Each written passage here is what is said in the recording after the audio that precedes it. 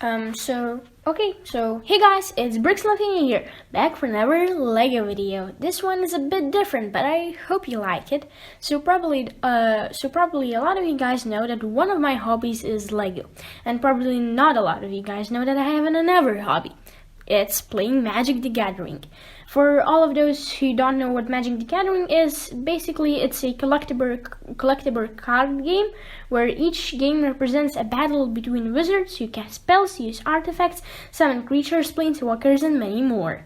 So yeah, this video is going to be about, what this video is going to be about is that I tried to draw Lego Magic the Gathering planeswalker minifigs digitally on Photoshop and tried to make a custom Lego CMF series. In the storyline of Magic the Gathering, planeswalkers are the most powerful beings in the multiverse, if you're wondering. And I just want to say that everything that you'll see in this video is not real. I mean, Lego isn't planning to make a Lego Magic the Gathering minifigs in the near future, as we know. I drew all of the minifigs that you'll see here on Photoshop by myself. These are just my predictions and guesses if Lego would make a Lego Magic the Gathering CMF series, which minifigs would be included and how would they look like. And yeah, let's get right into this video. So the first minifig of this series, so to start things off, we've got Jace. He's a pretty popular and well-known planeswalker, so that is why I included him. He would use a hood piece in dark blue as his headgear, and of course would have some printing on his torso and legs. His one hand would be blue to show that he's wearing a glove. His accessories would be two of those transparent holder pieces attached to a transparent blue plate pieces to represent that he's using magic. And he would use a fabric cape piece to represent his cloak, and he would also use a new head print. I really liked making him, and he is one of my personal favorite minifigs in the whole series. So moving on to Vraska. She's a very iconic character, and that is why I had to include her. She would use the Medusa hairpiece in dark green for her hair. She, of course, would have some detailed printing on her torso and on her skirt piece. I think that she just looks amazing, even though it took a lot of time to design and draw her. And she would also use that Lego snake as her accessory and a new head print. Next up, we have Johnny. He's a pretty well-known and one of the oldest planeswalkers. As you can see here, his accessory would be this brig-built weapon. And he would, of course, have some leg and torso printing, and I'm really happy how that turned out. And I think that looks pretty cool. You know, he would use a new lion headpiece. I thought of giving him the lion head piece from the Chima line, but I thought that just wouldn't work. As you can see, Ajani is here, and head is nothing like the Lego Chima one. Overall, Ajani is one of my favorite planeswalkers, and I really enjoyed drawing him. Next, we're moving on to Sahil. She's one of the newer planeswalkers, but she's still quite popular, so that is why I had to include her here. She would use armor shoulder pads with ridges as her neck attachment piece in gold color. She would use the same hairpiece that was used for Hermione in the Hogwarts Clock Tower set. She would, of course, have printing on her torso and skirt as well as on the arms. Her accessory be a 1x1 round brick in light blue with some printing on it, and wings attached to it represent the Thopter artifact that she is holding. And she would also use a new head print. Overall, I think she looks pretty cool. Moving on to Domri. He's one of the newer planeswalkers as well, but he was one of the first planeswalkers that I have ever got. That is why I decided to include his custom minifig here. He would use this brick-built weapon as his accessory, and he would use a Lego Mohawk, I think that's how you pronounce it, hairpiece as his hair. He would also use an armor shoulder pads with 4 spikes pointed piece as his shoulder armor.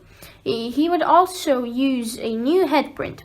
He would of course have some detailed printing on his torso, legs and arms. I think he turned out amazing and I really enjoyed making him. So the next minifig in the series is Sorin. He's one of the older planeswalkers as well, and he's pretty well known. That is why he's here. He would use the same hairpiece that was used with the older 4 minifig, but in white. His accessory would be the same sword that was used with the Hun Warrior minifig from Series 12. He would of course have some printing on torso and legs, and he would use a new head print. Well, he's a pretty basic minifig, but I enjoyed making him. Next up, we have Teferi. He's one of the newest planeswalkers in this list, but he's pretty well known. He would use fins from Star Wars hairpiece, and he would use the same armor neck attachment as Saheeli does, but in sand blue color. His accessory would be the new molded piece that would represent his staff. I thought of building the staff in bricks, but I thought it would be better to use a new piece. He would also have some printing on his torso, his skirt, and his arms. He definitely wasn't an easy one to make, but I'm pretty happy how he turned out. Moving on to Nissa. She's one of the older planeswalkers and she's pretty well known. She would use that hair and ear combo piece that was used with the Legolas from The Lord of the Rings in dark brown as her hairpiece. Her accessory would be the spear piece, but its tip would be light blue to represent that she's using magic. She would also come with fabric cape in bright green. She would of course have some printing on her torso, legs and arms, and she would as well have a new head printing. She wasn't a hard minifig to draw, but I really like how she turned out. And here we have another older planeswalker, Gideon. He would use the same hairpiece as Josemie Gibbs from the Pirates of the Caribbean, but in dark brown. His accessory would be spear piece with gray tip. Nothing special here. But what would be special is that he would use the Elite Praetorian Guard shoulder armor piece in gold color with some printing on it. And of course he would have some printing on his torso, legs, arms, as all of the other planeswalkers, and he would have new head printing. He wasn't an easy minifig to draw, but overall I'm pretty happy with how he turned out and how I drew him. So the next minifig that we have on this series is of course the one and only Liliana. If LEGO made minifig series like this, she would definitely be included. She's one of the most powerful and one of the most well-known and popular planeswalkers in the whole Magic the Gathering world. She would of course use a new hairpiece, as there are no existing hairpiece that would look like her hair. Her accessories would be those 2 Power Blast pieces in light transparent pink to represent that she's using magic. You know those like Power Blast like pieces? Well, you know what I'm talking about, like they shoot if you press them. Anyways, so, and she would of course have some printing on her torso, legs and arms as all of the other planeswalkers, and I really enjoyed drawing her, and I think that she just came out fantastic, and I really like how she looks. Next minifig on the list that we have here is Sarkhan. To be quite honest, I don't know if he would make it into the series, but he's quite cool and old, but he's not very popular. But anyways, he would use the same hairpiece as Sorin, but in black with a white stripe. And his accessory would be the new molded piece that looks like his weapon. I actually tried to make his weapon brick built, but finally I thought that it would be better to use a new piece. He of course would have some printing on his torso, legs and arms as all of the other planeswalkers, and actually I really like how I drew all of that art. I think that looks pretty cool. Oh, and he would also use a new head printing. Overall, I think that he turned out really good, and I really enjoyed drawing him on Photoshop. Moving on to Chandra. she would definitely be included into the series. She's very popular planeswalker and she's quite old to Magic the Gathering. She would use Black Widow's hairpiece, and her accessory would be 2 of those transparent orange fire pieces. As all of the other planeswalker minifigs, she would use some cool printing on her torso, legs, and arms, and she would use a new head printing. Overall, it wasn't a hard minifig to draw, but I still really like how she turned out. Here we have another older planeswalker, Garruk.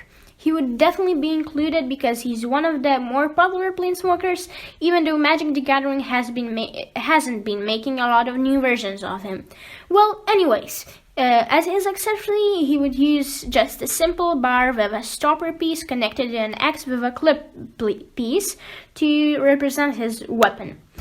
He would also use a new molded piece for his helmet because there isn't such a Lego piece that would be anywhere close to his helmet. He would also use armor shoulder pads with spikes in brown as his neck attachment. He would also use a brown fabric cape. As all of the other minifigs, he would have some cool printing on his torso and legs. Yeah, and I just really enjoyed drawing him, and I think that he turned out pretty good. Next up, we have Ral. I think he would make it to the series, even though he isn't as old as some of the other planeswalkers on the list. But he still isn't very new. And actually, he's my favorite planeswalker to play. But anyways, he would use Doctor Strange hairpiece for his hair. His accessories would be 2 of those transparent light blue lightning pieces, and of course, as all of the other minifigs, he would have some printing and torso on his torso and legs. He would also use the same shoulder armor piece as ninjas from the Lego Ninjago Seasons 1 and 2, but in dark blue. And he would also have a new head printing. He was actually the first minifig that I drew for this series. I know he looks kind of weird, but I still kind of think that he looks good. So the next minifig on the list is Ashiok. It would probably be in this series because there is no other planeswalker like it. And if you're wondering why am I saying it, because Ashiok is a nightmare planeswalker of known gender and origin. Well, anyways, it would use a new attachment for its headpiece, to represent its horns. I had some trouble thinking what accessory should I give to it, so I decided just to give her Wolverine claw pieces to represent its giant snails, or should I call them claws? And it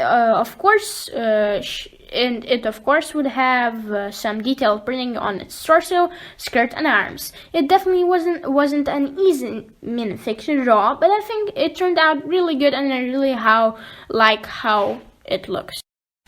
And the last minifig on the whole series is Nicol Bolas. He 100% would be included because he's the most powerful and probably the most well-known planeswalker in the whole Magic the Gathering world.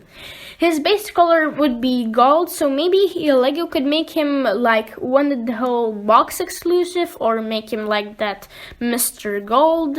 You know what I'm talking about. So I think that that could happen. He would use a new headpiece for his head, and he would also have wings that would attach to his neck. He would also use those found legs, because he's a dragon, and his accessory would be this micro figure in transparent light blue color that is supposed to represent Jace, as Nicol Bolas is much bigger than all of the other planeswalkers. He would of course have some cool printing on his legs, torso, and arms, as all of the other planeswalkers. He probably was the hardest minifig to draw from the whole series, but I think he turned out super good, and he's probably my favorite minifig in this series. So now let's take a look at the packaging that I designed on Photoshop for this minifig series. Well, it looks like this. Nothing really special about it. And yeah guys, that is going to be it for this video. I really hope you liked the video format like this. I may do more videos like this in the future, so stay tuned. And I just want to say, could you please press those like and subscribe buttons, because I worked really hard for this video. It actually took me about 3 weeks to make this video happen, so please just go down there and press those buttons. I would really appreciate it. And yeah, so that's the end of this video. See you next time. It was the Bricks in Lithuania here. Bye!